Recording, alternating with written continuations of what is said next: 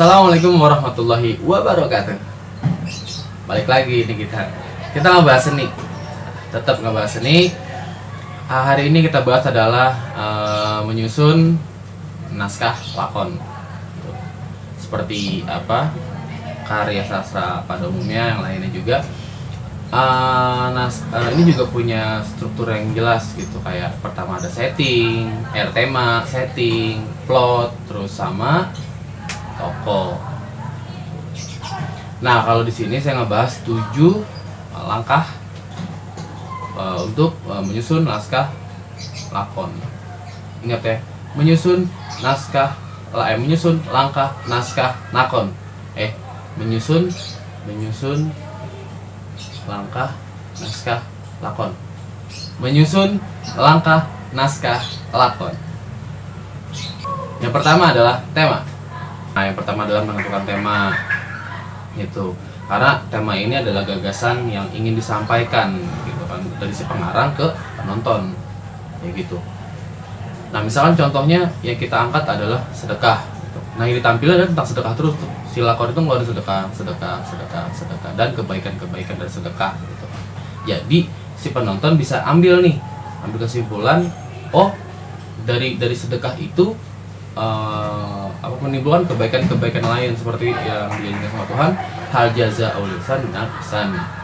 Setiap kebaikan akan dibalas dengan kebaikan pula. Nah, setiap orang yang bersedekah maka ada balasan yang baik juga gitu kan. Nah, jadi si penonton pun juga kita juga mengingatkan sebetulnya sih para penonton, kayak rezeki yang kita punya juga ada rezeki orang lain. Rezeki yang kita punya nah, kayak gitu. Itu yang pertama, menentukan naskah. Yang kedua adalah menentukan persoalan. Yang pertama menentukan tema, yang kedua menentukan persoalan atau konflik ya. Jadi tema sama konflik itu harus ada tuh di dalam alur cerita gitu. Emang banyak konflik ya sama persoalan sebetulnya. Kenapa? Karena dari situ bisa digali ke semuanya gitu. Ada persoalan, ada konflik, dan penyelesaiannya gitu kan. Nah, ini kedua kita bahas tentang konflik atau penyelesaian, konflik atau masalah atau konflik, sama aja lah. Tapi konflik di sini juga harus sesuai sama temanya. Misalkan temanya adalah sedekah, terus temanya religi atau asmara gitu kan. Nah, konfliknya pun juga ngikutin gitu. Jadi konflik atau masalah harus diikutin sama temanya. Jadi ke tema-tema lagi kan awal, kayak gitu. Nah, yang ketiga adalah membuat sinopsis. Atau ringkasan cerita. Tahu ya, sinopsis itu kan kalau di buku sinopsis ada di belakang tuh, dari awal sampai akhir gitu kan. Nah, sinopsis ringkasan ceritanya lah gitu. Nah, ini dibuat juga ringkasan ceritanya untuk apa? Biar nggak keluar jalur ceritanya gitu. Jadi dari awal bla bla bla bla bla bla bla bla sampai akhir. Nah, ntar dari sini bisa dikembangin lagi tuh dari sinopsisnya gitu. Yang keempat adalah menentukan kerangka cerita. Nah, kalau di kerangka cerita ini membingkai dari cerita awal sampai akhir. Agak beda-beda tipis sebetulnya sama sinopsisnya. Cuman kalau kerangka itu lebih kayak plotnya sih, dari sini kemana. Kalau di kerangka itu ya tahu ya, kayak strukturnya, misalkan dari awalnya nanti ketemunya begini, nanti kesini, entar lawan kesini, sini, konfliknya di sini adanya, terus nyambung lagi bla sampai akhir. Yang kelima adalah menentukan protagonis. Ayo, pasti kalau protagonis ada kata antagonis, tahu ya, protagonis, antagonis. Kalau antagonis kan sifatnya biasanya agak-agak lebih ke negatif. Kalau protagonis lebih ke positif. Tokoh protagonis, tokoh yang bisa mendukung gitu kan alur ceritanya. Kenapa nggak antagonis? Karena lawannya adalah si antagonis. Biasanya antagonis sama protagonis nih yang oposisi nih berdua. Ntar si antagonis ini yang mendukung dari si konflik tadi, kayak gitu kan. Kalau awal dari baik terus baik apa akhir baik gitu. Happy ending, bukan happy ending tuh, dari awal ending, dari first sampai terakhir juga happy, namanya full happy kayak kayak gitu. Nah jadi nggak apa, bukan nggak seru sih ya, bisa dibilang nggak seru juga sih emang, karena apa ya, flat aja gitu. Jadi kalau misalkan ada konflik terus didukung sama si protagonis, ditiban lagi dilawan sama si antagonis ketika ada konflik, nah disitulah interaksinya lebih dapet. Yang selanjutnya adalah menentukan penyelesaian masalah. Poin ke-6 nih, menentukan penyelesaian masalah kayak gimana. Nah kalau buat nyelesain masalah emang nggak mudah juga ya, agak sulit ya. Contohnya kayak orang lapar deh, orang lapar terus ada masalahnya adalah nggak ada makanan di rumah, terus dia mau ngapain? Nah nyelesain masalahnya ada yang terburu-buru, ada yang tergesa-gesa, ada juga yang sangat baik. Misalkan sama juga kayak masak mie dengan naskah teater.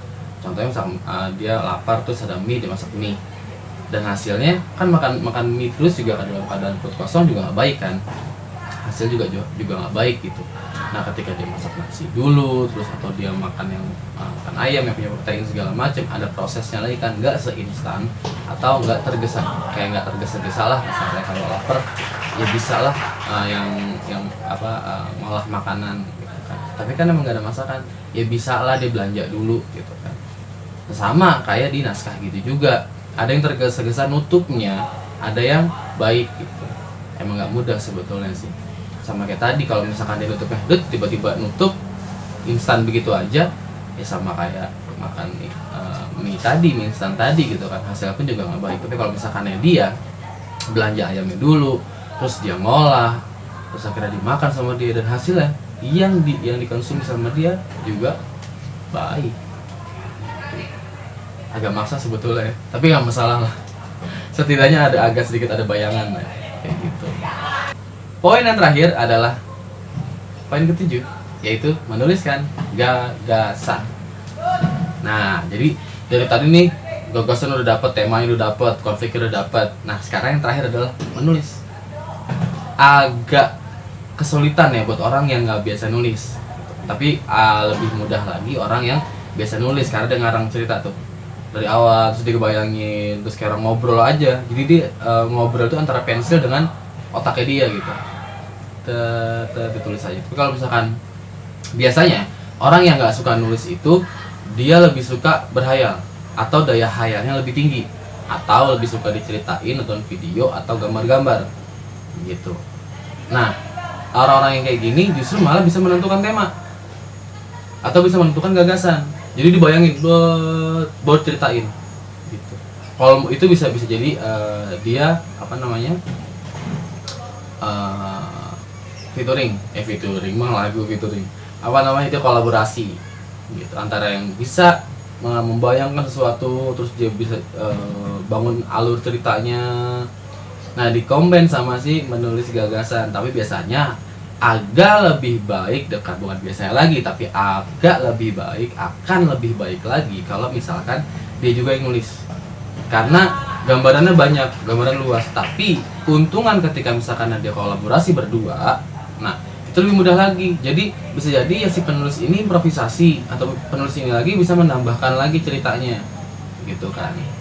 Tapi yang paling penting mau sendiri mau berdua, 7 tadilah sebagai langkah-langkah dasar atau sebagai penuntun juga lah untuk bikin naskah lakon. Nah dari 7 tadi mudah-mudahan dapat dimengerti ya gitu. Nanti kalau misalnya teman-teman mau bikin series, misalkan film-film pendek gitu kan, tapi sih ini lebih materi sekarang ini lebih kepada teater. Tapi ini bukan artinya ini bakal teater doang, ini bakal pementasan doang, nggak juga. Ini bisa jadi buat bikin web series gitu kan, mau bikin sinematografi kayak gitu-gitulah, mau bikin series film kayak gitulah ya. Bisa dengan cara kayak tadi, cara bikin naskah kan agak-agak susah kan kadang, bikin naskah gimana ya, atau misalkan kehabisan naskah gitu kan, kehabisan gue mau bawain apa ya. Nah cara nentuin tadi, temuin 7 tadi itu aja, agak mudah gitu. Pertama tema, kalau tema udah dapet, terus udah nentuin tema nih. Kedua, menentukan persoalan. Ketiga, membuat sinopsis. Yang keempat, menentukan kerangka cerita. Yang kelima, menentukan protagonis. Yang keenam, menentukan penyelesaian masalah. Dan yang terakhir tadi, menuliskan gagasan. Gitu. Simpel ya? Ya sesimpel itu sih rumusnya. Cuman nggak sesimpel itu mikirnya paling. Tapi nggak masalah. Kalau kita mau coba, bakal bisa kok. Cuman yang jadi masalah, yang nggak mau nyoba. Oke. Nah, dari tadi step by step ini, 7 tadi ini, itu nggak semuanya hayalan atau fiksi. Bisa juga dengan cerita sebenarnya atau yang sudah pernah terjadi gitu. Oh, ini diangkat dari, kan ada tuh ya, diangkat dari cerita asli gitu kan, atau diangkat dari cerita fiksi gitu kan. Nah, jadi nggak semuanya fiksi dan nggak semuanya asli gitu, tapi keduanya ini kira-kira manfaat apa manfaat apa sih yang bisa disampaikan gitu kan, atau pesan apa sih bisa disampaikan, dan akhirnya dibuat cerita naskah. Sebetulnya kan ini sama kayak lukisan gitu kan, sama kayak karya-karya lainnya gitu kan, menyampaikan pesan sebetulnya. Nah, cuman kalau di lukisan itu berkarya dengan gambar gitu kan. Kalau di musik lewat lagu gitu. Kalau di teater lewat pementasan. Nah, mudah-mudahan dari teman-teman juga bisa membuat cerita yang bermanfaat, yang bisa disampaikan kepada orang-orang banyak gitu. Lakukanlah dan lemparkanlah ke mereka pesan-pesan yang baik gitu, ada saling mengingatkan. Intinya sih seperti itu tujuannya. Nah, dari bahasan yang tadi, kalau misalkan ada yang bisa digunakan dengan teknik ini loh, atau ditambahin lagi ini loh, jadi nggak cuma 7, 8 segala macam, teman-teman punya variasi lain, silahkan. Artinya 7 ini bukannya baku, enggak, tapi 7 ini sebetulnya penolong, lebih cepat langkah-langkahnya ini gitu. Cuman kalau misalkan ada instrumen-instrumen lain, silahkan. Dan kalau misalkan ada kata-kata saya yang salah atau ada yang kurang, mohon dibuatkan gitu, maaf sebesar-besarnya. Video kali ini saya tutup dengan assalamualaikum warahmatullahi wabarakatuh.